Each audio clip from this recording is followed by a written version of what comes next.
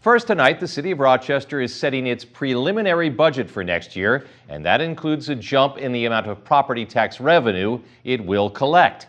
KIMT News 3's Anthony Monzon joins me live with the biggest takeaways from tonight's Rochester City Council meeting. Anthony. Well, George, let's start right there with that decision affecting the pocketbooks of property owners across the Med-City. Tonight, the City Council set Rochester's preliminary 2022 budget and property tax levy, both of which will increase compared to 2021.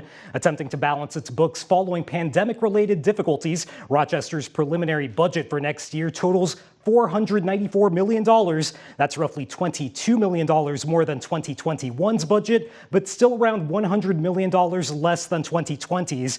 To fund its 2022 spending plan, the city will increase Rochester's property tax levy by 6.5%. Important to note, that doesn't mean your specific property tax bill will go up by that amount. It means the city will collect 6.5% more in property tax revenue next year overall. In fact, city staff say new construction and newly taxable properties will shoulder most of the levy increase. And after city leaders kept property taxes the same last year amid the pandemic, Councilmember Sean Palmer believes the plan is pretty reasonable.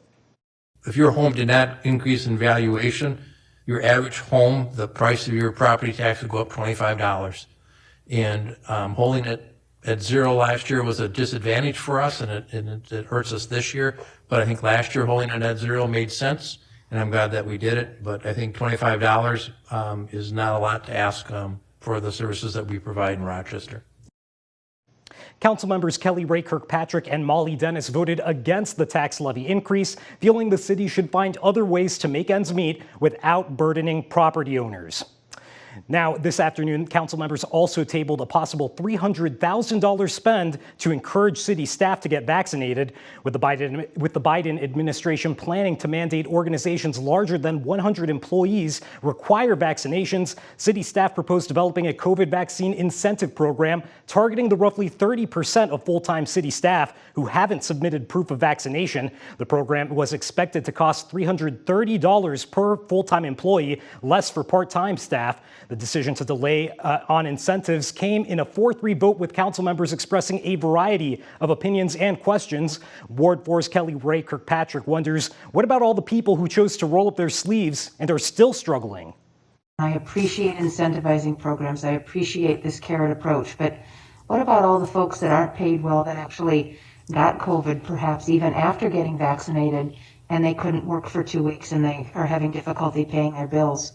They're not getting any extra money, and they went ahead and got vaccinated without any incentivizing. Staff members behind the proposal believe the cost of vaccine incentives would reduce long-term spending associated with testing and medical care. They've been asked to refine their proposal and bring it back to the council for consideration in the coming weeks. George? All right, packed agenda. Thank you, Anthony. Now, tonight, city leaders signed off on hiring a consulting group to plan the development of a key piece of city-owned property along the Zumbro River downtown. The 2.5-acre site includes the Labor Temple building, yes, the former home of Legends Bar and Grill, and a parking ramp.